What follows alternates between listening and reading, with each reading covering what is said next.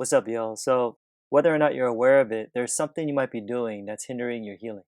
In his book, The Power of Your Subconscious Mind, Joseph Murphy talks about how a psychologist friend of his told him that one of his lungs was infected, and how when he had an analysis and x rays done, it showed that he had tuberculosis.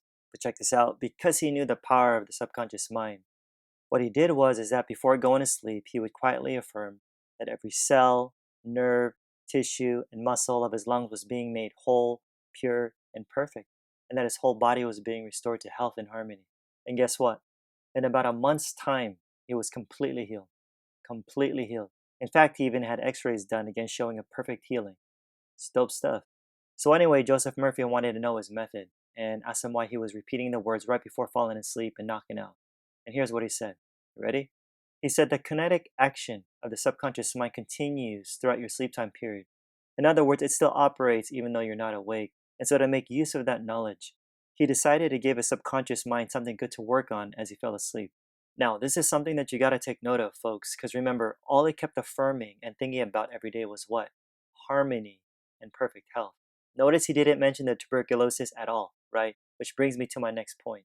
And it's that Murphy strongly suggests that you stop talking about your ailments or even giving them a name. Why? Because listen, if you're constantly naming your aches and symptoms, you know what's happening?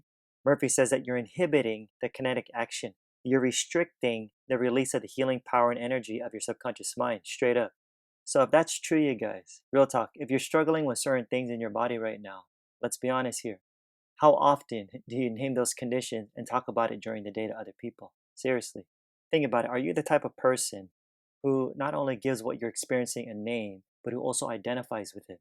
I mean, I've come across people who always say things like, I'm diabetic, I'm allergic, I'm bipolar, I'm this, I'm that, as if it's who they are, as if it's their identity. And I know some will think, whatever, dude, it's not a big deal. But folks, every I am you say and identify with, believe it or not, is a creation. Look, what I've learned about consciousness is that whatever you focus on expands. Wherever you place your awareness, you give life to it. Murphy says that if you want to give your ailments life, give it two things: your attention and your fear of them. Did you get that? Your attention and your fear of them. So from now on, you guys, be like the psychologist friend who Murphy referred to as a mental surgeon, where you start choosing your thoughts and words wisely and placing your awareness on life, not death. Always filling your mind with truth and love and health all throughout the day. And then at night, you do the same. Give your subconscious mind something good to work on as you fall asleep because it'll be more receptive. Affirm things like perfect health and wholeness and harmony. Imagine the end and feel its reality. That's the key. You gotta feel it. And then just watch. Murphy says that the law of your own mind, these imaginings, will begin to take shape because you get what you believe. Yeah. Alrighty, guys, hit that like and subscribe button. I appreciate all the love in the comments, for real. If you're listening via podcast, I'd really appreciate a review. And if you want to go even deeper into this and level up your manifesting game, yo, I've got a free online training that you can register for.